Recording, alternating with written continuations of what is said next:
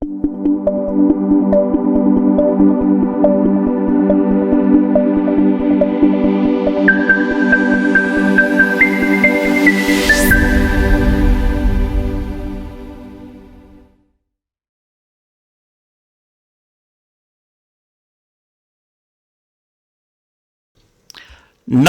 મારા વાલા મિત્રો, હું છું આપનો મિત્ર Chintan Maheda, arts and commerce college આંકલાવમાંથી. અને આપણે જેની આતુરતાથી રાહ જોઈ રહ્યા હતા, અથવા જે કોઈ મિત્રો અધ્યાપક બનવા માગે છે, નવા મિત્રો, તેઓ પણ આતુરતાથી રાહ જોઈ રહ્યા હતા પોઈન્ટ સિસ્ટમ માટે, તે યુજીસી રેગ્યુલેશન 2025 જે છે એ આજે અસ્તિત્વમાં આવી ગયું છે. ડ્રાફ્ટ સ્વરૂપમાં વેબસાઇટ ઉપર મૂકેલું છે અને સજેશન પણ માગેલા છે. હવે સૌથી મોટું જે કહી શકું ચેન્જ, તો સૌથી મોટા ચેન્જીસની અંદર એક મહત્વનો ચેન્જ છે કે એપીઆઈ જે છે એ આમ નીકળી ગયું છે, પણ 5મું પેજ દરેક અધ્યાપકે માત્ર ને માત્ર 5મું પેજમાં 3.8 જોવાનું છે. 3.8 ની અંદર આ જે છે notable contribution to be consider by the selection committee, બરાબર.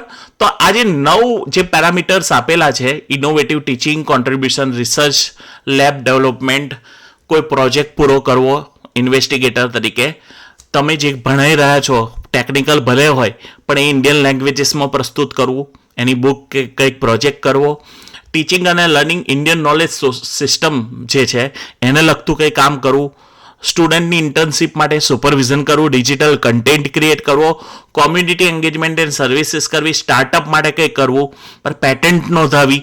તો આ જે 9 જે પેરામીટર્સ આપેલા છે એના ઉપર જ તમારું સીએસ ટકેલું છે, બરાબર છે. બાકી તમે ઓરિએન્ટેશન ને રિફ્રેશર તો કરી જ નાખવાના છો.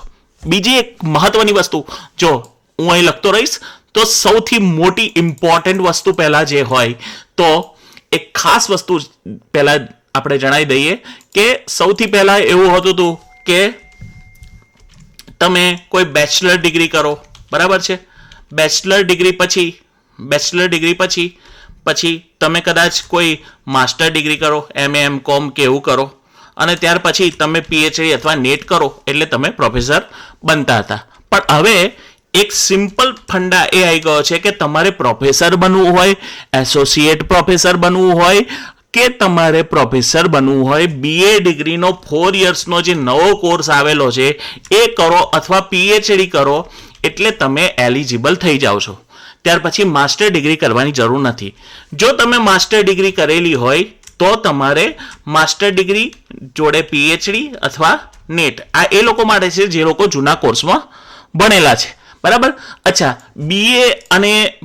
બીએ 4 યર્સનું કરો તમે, અને ત્યાર પછી જો નેટ કરો તો તમને એલિજિબલ ગણવામાં આવશે નહીં, એટલે હું આને લાલ કરી દઉં છું, બરાબર. આ સૌથી મોટો ચેન્જ છે.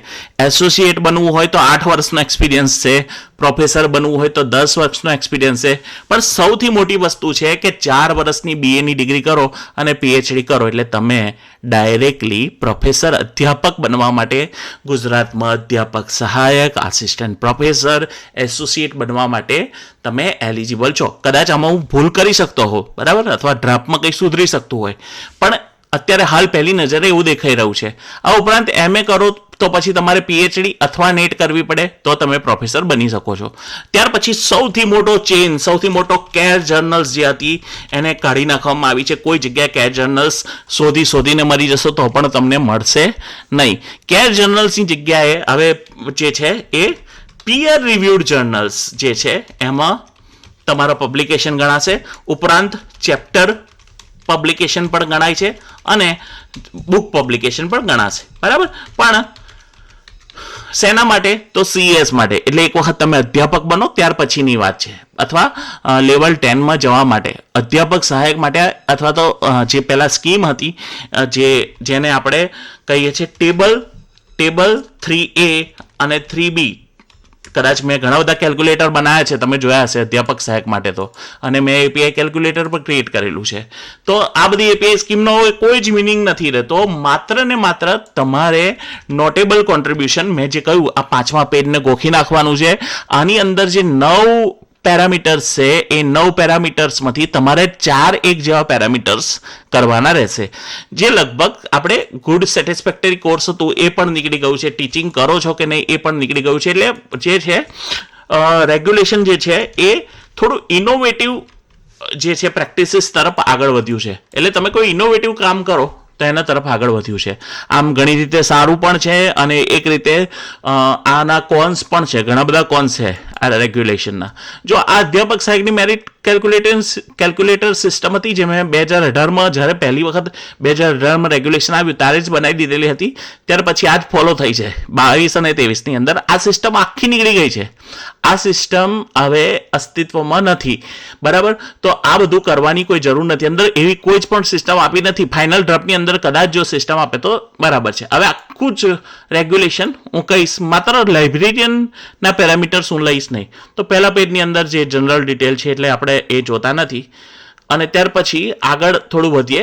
કદાચ તમારી આંખો સેટલ ના થાય તો થોડું ધ્યાન આપજો, કારણ કે જે વસ્તુ જરૂરી નથી, જે જનરલ ઇન્ફોર્મેશન છે એ હું જતી કરું છું. આપણા કામની જ ઇન્ફોર્મેશન હું અહીં ડિસ્કસ કરીશ.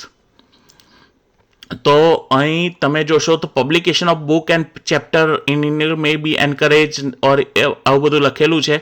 એટલે તમારું કોઈ પણ જે ટીચિંગનો કન્ટેન્ટ છે એ ઇન્ડિયન લેંગ્વેજીસમાં લખો એવું એન્કરેજ કરવામાં આવેલું છે. બરાબર, હવે આપણે આગળ જઈએ તો 5મો પેજની અંદર સૌથી મહત્વની વસ્તુ રહેલી છે અને ત્યાર પછી ડાયરેક્ટ રિક્રુટમેન્ટ જે નવા અધ્યાપકો બનવા માંગે છે એ લોકો માટે ખૂબ જરૂર. જો અહીં લખેલું છે, મેં કહ્યું ને કે યુજી ડિગ્રી 75% માર્ક્સ જોડે પાસ કરવી પડે, અથવા તો પીજી ડિગ્રી 55%, અથવા ઓર અહીં જે શબ્દ છે મહત્વનો એ છે ઓર.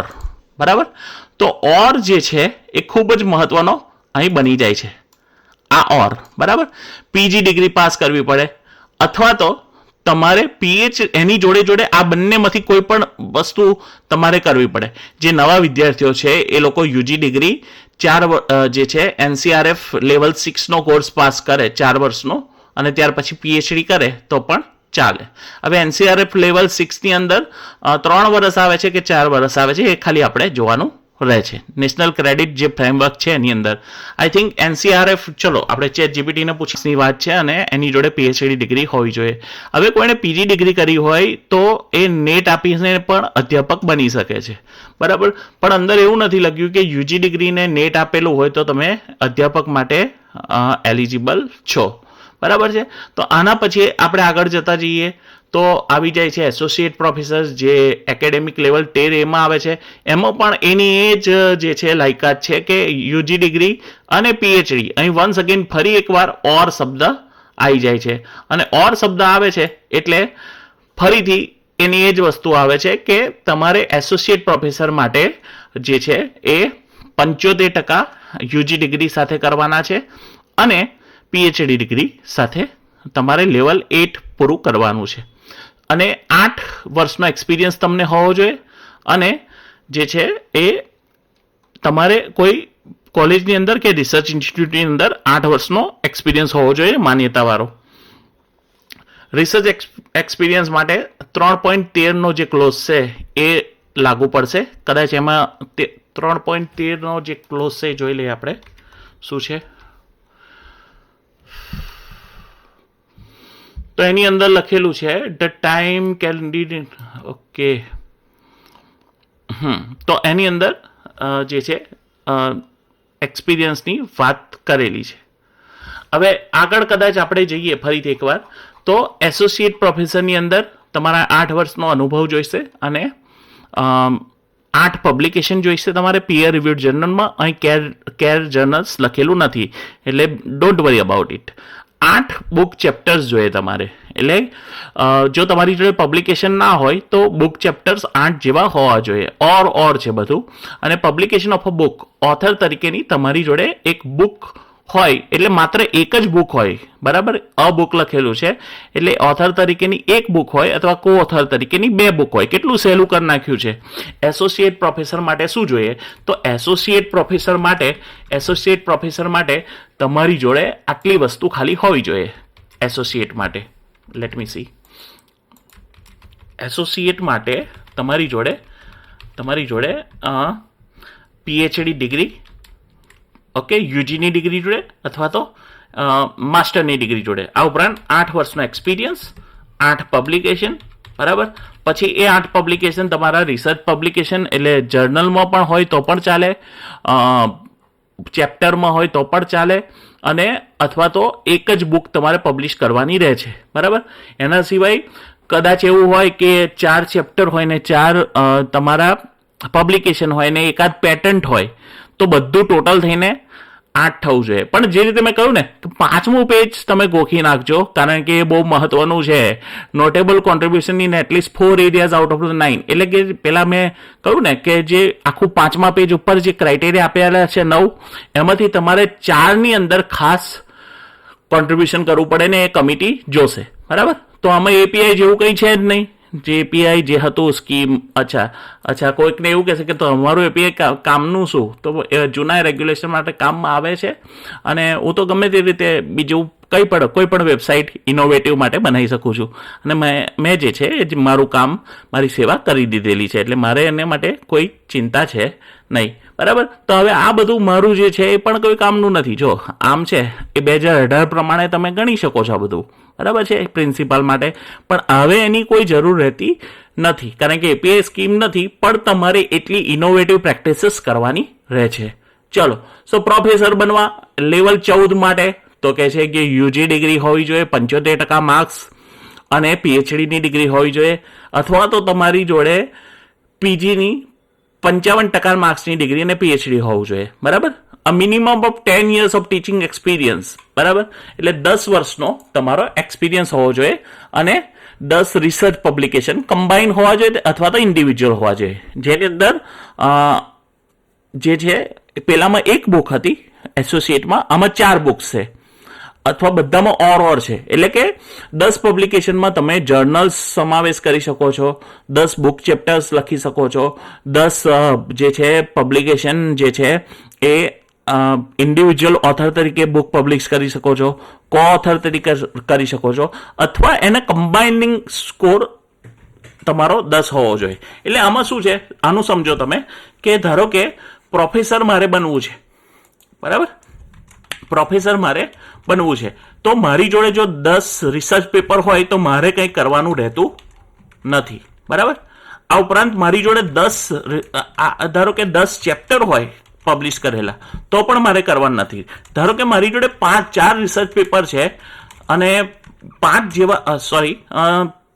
જેવા ચેપ્ટર છે, બરાબર. તો 4 ને 3 7 અને 2 બુક છે, તો મારે એકાદ બુક ફરી લખી દેવી પડે. આ કમ્બાઇન ટોટલ પણ 10 થઈ જાય તો પણ ચાલે, બરાબર. As a sole supervisor 1 doctoral candidate was awarded. એક જ કેન્ડિડેટ તમારો એક પીએચડી ડિગ્રીમાં હોવો જોઈએ, તમે ગાઈડ હોવા જોઈએ. અને વન્સ અગેન ફરીથી પાછું આવ્યું, આ જે છે મેં કહ્યું ને 5મું પેજ બહુ જ મહત્વનું છે અને ખૂબ જ મહત્વનું છે. તો 5મા પેજની અંદર જે કંઈ ક્રાઇટેરિયા આપેલા છે એમાંથી 4 ક્રાઇટેરિયાની અંદર તમારું નોટેબલ કોન્ટ્રીબ્યુશન હોવું જોઈએ. કદાચ ફાઇનલ ડ્રાફ્ટની અંદર એનું કોઈ જે છે માર્કિંગ આવે અથવા માર્કિંગ ના આવે તો સ્ક્રીનિંગ કમિટી પોતાની રીતે ડિસાઇડ કરી શકે છે, બરાબર. હવે વાત આવી, આ તો આપણે ડાયરેક્ટ રિક્રુટમેન્ટની વાત કરી, બરાબર. અધ્યાપક સહાયક માટે એવા કોઈ જ તે ટેબલ આ જે હતી બધી સ્કીમ એ બધી નીકળી ગઈ છે, એવું કોઈ છે નહીં. એટલે કે આ બધી જે ટેબલ હતા બધા અહીં તમે જોઈશો, મેં બનાવેલું, કેટલી મહેનતથી બનાવેલું છે. ટેબલ 3E 3B એ બધું નીકળી ગયું છે, પણ એની જગ્યાએ જે છે એ બધા ક્રાઇટેરિયા ઉપર જે આપેલા હતા એ આપેલા છે. હવે સીએસમાં આપણે આગળ વધીએ. સીએસની અંદર તમારે લેવલ 10 થી 11, 11 થી 12 માં જવું હોય તો દરેકની અંદર અલગ અલગ ક્રાઇટેરિયા છે. આ તો બેઝિક ક્રાઇટેરિયા છે કે 4 વર્ષ હોય પીએચડી ડિગ્રી જોડે તો તમે કરી શકો છો, 5 વર્ષ હોય તો એમફિલ જોડે તો પણ તમને મળી જાય, અને 6 યર્સ હોય પીજી ડિગ્રી જોડે તો મળે. 21 દિવસનો ઓરિએન્ટેશન રિફ્રેશર એનો એજ રાખ્યો છે, એ તો કરવો જ પડે, કારણ કે HRDC કોલેજીસ ચલાવવાની છે. અને આ વસ્તુ મહત્વની છે કે 9 જે પોઈન્ટ છે જે 3.8માં, એમાંથી તમારે 4 એરિયાની અંદર કોન્ટ્રીબ્યુશન આપવાનું છે. અને કોન્ટ્રીબ્યુશન સચ ઇઝ 1 રિસર્ચ પેપર, માત્ર 1 રિસર્ચ પેપર કરો એટલે તમારું કામ થઈ જાય. અને 11 થી 12 ની અંદર તમારે શું કરવાનું છે તો 5 વર્ષનો સર્વિસનો ગાળો હોય, પીએચડી ડિગ્રી હોય, બરાબર. પીએચડી ડિગ્રી કમ્પલસરી થઈ ગઈ છે 11 થી 12 ની અંદર, બરાબર. એટલે પહેલા આવું કદાચ નહોતું 5 વર્ષની અંદર, એટલે અને ત્યાર પછી રિફ્રેશર કોર્સ કરવાનો છે અને પછી વન્સ અગેન જે 5 નંબર પેજ ઉપર આપેલું છે એમની અંદર તમારે 4 એરિયાની અંદર કોન્ટ્રીબ્યુશન આપવાનું છે અને પેલામાં એક રિસર્ચ પબ્લિકેશન હતું, આમાં 3 છે. 12 થી 13 એની અંદર વન્સ અગેન તમારે 3 વર્ષનો ગાળો છે, પીએચડી ડિગ્રી હોવી જોઈએ, રિફ્રેશર કોર્સ હોવો જોઈએ. જે પેલું 5મું પેજ વન્સ અગેન મેં કહ્યું ને કે બાઇબલ, કુરાન, ગીતાનું પેજ હોય એવું 5મું પેજ છે અને એ 5મા પેજની અંદર તમારે 4 એરિયાની અંદર એક્સેલ કરવાનું છે અને 3 રિસર્ચ પબ્લિકેશન હોવા જોઈએ અને એ કોમ્બિનેશન હોય તો પણ ચાલે. 14નું લેવલ આપણે લાગુ પડતું નથી, બરાબર છે. તો આ રીતે આગળ વધવાનું છે. હવે આની અંદર શું લખેલું છે? Academic level, assistant professor, okay. તો આ બધું ડિટેલમાં લખેલું છે. હવે નીચે જતા રહીએ આપણે, તો બધા લેવલ્સ વિશે લખેલું છે, ઓકે. અને ત્યાર પછી આપણે થોડા આગળ વધીએ છીએ અને આગળ વધતા આપણે અહીં જોઈશું કે જે પ્રમોશનની ડેટ છે ને એ બધું આપેલું છે, નિયમો આપેલા છે આસિસ્ટન્ટ પ્રોફેસરને બધાના. બીજું કંઈ ખાસ આમાં કોઈ અન્ય ટેબલ, એપીઆઈ ટેબલ દેખાઈ રહ્યું નથી અને કેર જર્નલનો પણ સર્ચ કરી જોયું, કેર જર્નલનું પણ આની અંદર આપેલું નથી. આનો અધ્યયન કરવું પડશે, પણ આ જે છે આપણે ખાલી એક કહેવાય ને કે વિહંગાવલોકન, એક પ્રાઇમરી મેં આટલી વસ્તુ કાઢેલી છે એના પરથી આપણને ખ્યાલ આવી શકે છે.